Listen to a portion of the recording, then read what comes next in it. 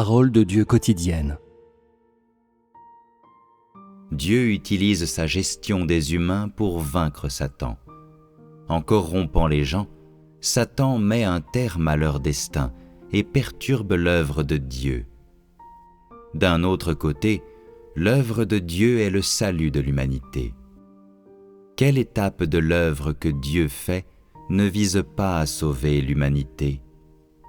Quelle étape ne vise pas à purifier les gens, à les amener à se comporter selon la justice et à vivre comme des gens qui peuvent être aimés? Satan, cependant, ne fait pas cela.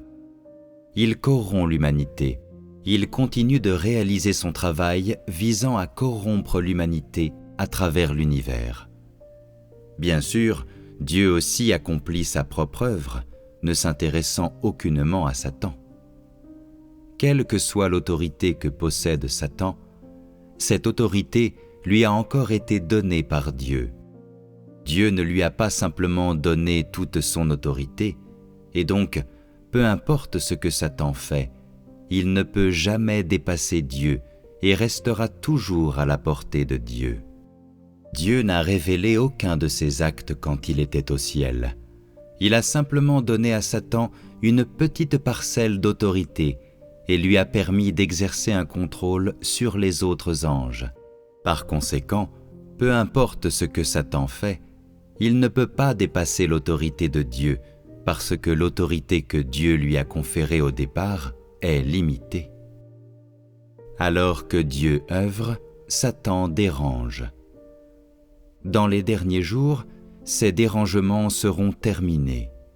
De même, l'œuvre de Dieu sera aussi terminée, et le genre d'être humain que Dieu désire rendre complet seront rendus complets. Dieu dirige les gens positivement. Sa vie est une eau vive, incommensurable et infinie. Satan a corrompu l'homme jusqu'à un certain degré. À la fin, l'eau vive de la vie rendra l'homme complet et il sera impossible à Satan de s'en mêler et de mener à bien son travail. Ainsi, Dieu pourra gagner ces personnes entièrement. Même maintenant, Satan refuse toujours de l'accepter. Il se dresse constamment contre Dieu, mais Dieu ne lui prête aucune attention. Dieu a dit « Je vaincrai toutes les forces obscures de Satan et toutes les influences ténébreuses. » C'est l'œuvre qui doit être faite maintenant dans la chair, et c'est aussi ce qui donne sens au fait de devenir chair, c'est-à-dire qu'il s'agit d'achever la phase de l'œuvre consistant à vaincre Satan dans les derniers jours et de raser toutes les choses qui appartiennent à Satan. La victoire de Dieu sur Satan est inévitable. En fait, Satan a déjà échoué il y a bien longtemps. Lorsque l'Évangile a commencé à se répandre dans tout le pays du grand dragon rouge, c'est-à-dire quand Dieu incarné a commencé son œuvre et que cette œuvre a été mise en mouvement, Satan a été complètement vaincu, car le but précis de l'incarnation était de vaincre Satan.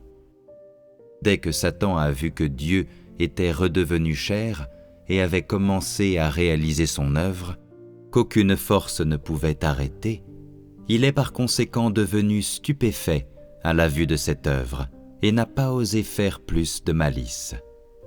Au début, Satan avait pensé qu'il était lui aussi doté d'une abondante sagesse, et il a interrompu et perturbé l'œuvre de Dieu.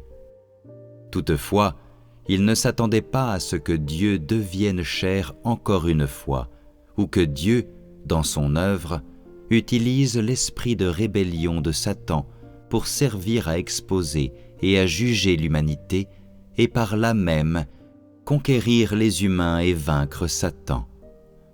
Dieu est plus sage que Satan et son œuvre le dépasse de loin.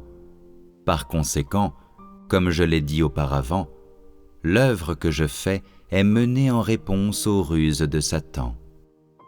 À la fin, je vais révéler ma toute-puissance et l'impuissance de Satan. Dieu accomplira son œuvre en avant-garde, tandis que Satan suivra derrière, jusqu'à ce qu'à la fin, il soit finalement détruit.